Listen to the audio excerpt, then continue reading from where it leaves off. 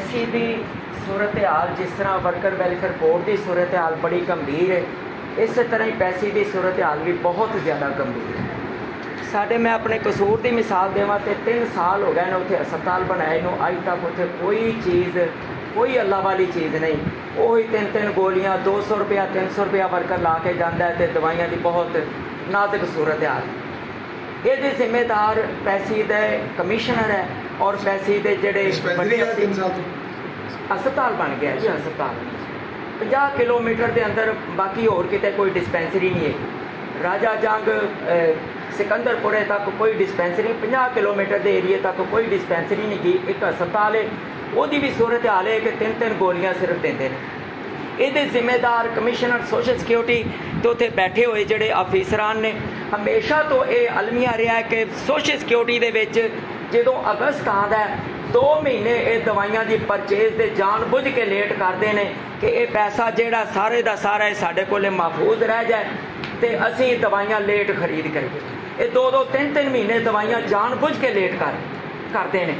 इस वास्ते पैसे दे ना ही कोई अल्ट्रासाउंड ना सानू अलमिया कि साढ़े को मुल्तान चुंगी दे 10 साल हो गए ने, अज तक उसे MRI मशीन नहीं है। मुल्तान चुंगी जो पंजाब का सब तो बड़ा अस्पताल है।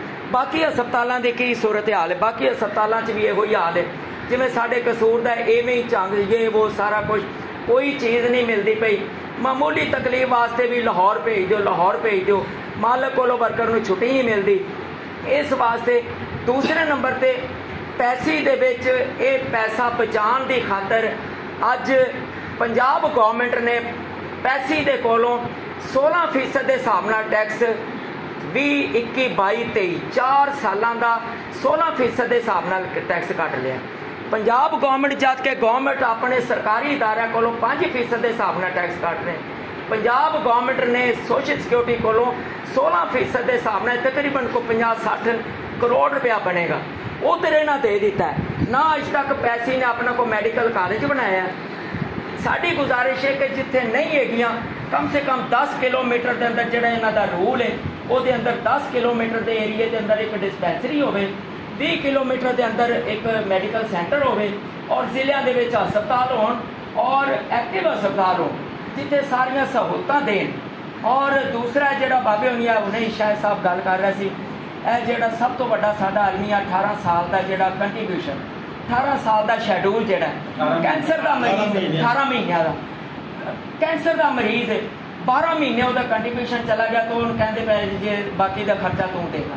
इनू फौरी तौर पर अशद जरूरत है, जब कि ऐसे उदों तो नहीं करते कि एक वर्कर का कंट्रीब्यूशन आ रहा कार्ड नहीं बनया, उन्होंने तो नहीं कह रहा कि तेरा इलाज मुआवजा नहीं जा रहा, पैसे तो वापस ले ला।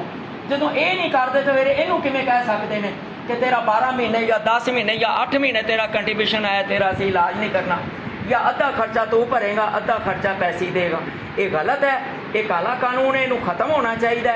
यहो जी चीज़ां जिहड़ियां ने बाकी जी बाबे होना गल की है वर्कर वैलफेयर बोर्ड की scholarship, marriage grant, death grant तो असीं रोने ही रोने आ, जद के 2 साल हो गए ने वर्कर वैलफेयर स्कूलों के जोड़े बच्चे दाखिल सन उन्होंने साल का 11,500 रुपया दे रहा है, 2 साल तो बंद है।